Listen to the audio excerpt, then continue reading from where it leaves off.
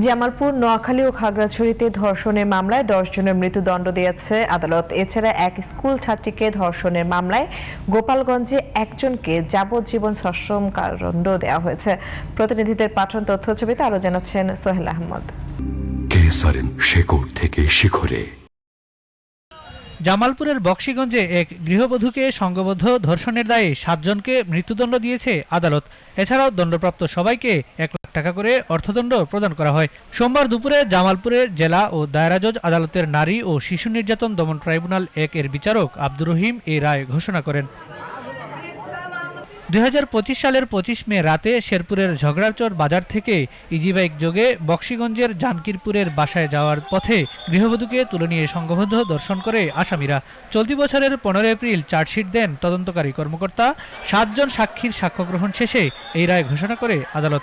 রায়ে দেখা যায় যে আসামি রাশেদুল ইসলাম পাপ্পু, বিজু, বাদশাহ, জুয়েল মিয়া, আশাফুল ইসলাম, জসিম উদ্দিন, আলামত, আসমত, যেহেতু এরা একই দোষে দূষিত, সবাই গণধর্ষণ ছিল।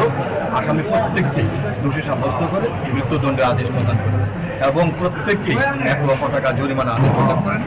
নোয়াখালীর চাটখিলে এক শিশুকে ধর্ষণের পর শ্বাসরোধে হত্যার দায়ে তার জ্যাঠাতো ভাই শাহাদাত হোসেনকে মৃত্যুদণ্ড দিয়েছে আদালত। জেলার বিশেষ শিশু সহিংসতা দমন ট্রাইব্যুনালের বিচারক ফারজানা আক্তার আসামির উপস্থিতিতে এ রায় দেন। দণ্ডপ্রাপ্ত শাহাদাত উপজেলার বদলকুট ইউনিয়নের মেঘা গ্রামের মৃধাবাড়ির বাবুল হোসেনের ছেলে।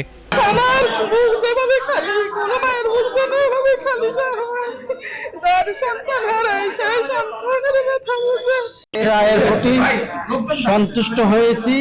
এই রায়টা যেন দ্রুত কার্যকর করিয়া তার ফাঁসি দেওয়া হয়। খাগড়াছড়ির রামগড়ে শিশু ধর্ষণের দায়ে মোহাম্মদ শাহিনকে মৃত্যুদণ্ড দিয়েছে শিশু সহিংসতা দমন ট্রাইব্যুনাল। ট্রাইব্যুনালের বিচারক শায়লা শারমিন এ রায় দেন। গত বছরের 25 জুলাই খাবারের লোভ দেখিয়ে 7 বছর বয়সী 2য় শ্রেণীর মাদ্রাসা পড়ুয়া শিশুকে ধর্ষণ করে অভিযুক্ত মোহাম্মদ শাহিন। এছাড়া গোপালগঞ্জে এক স্কুল ছাত্রীকে ধর্ষণের মামলায় প্রধান আসামি উজ্জ্বল বিশ্বাসকে যাবজ্জীবন সশ্রম কারাদণ্ড দিয়েছে আদালত। এছাড়া ধর্ষণের সহায়তার অপরাধে আরেক আসামি কল্পনা বিশ্বাসকেও যাবজ্জীবন সশ্রম কারাদণ্ড এবং 10,000 টাকা অর্থদণ্ড দেওয়া হয়েছে। দুপুরে গোপালগঞ্জের শিশু সহিংসতা দমন ট্রাইব্যুনালের বিচারক মোহাম্মদ মুর্শেদ আলম 6 বছর পর বিচার প্রক্রিয়া এবং 13 জন সাক্ষীর সাক্ষ্য গ্রহণ শেষে এই রায় প্রদান করেন। Sohel Ahmed, GTV news.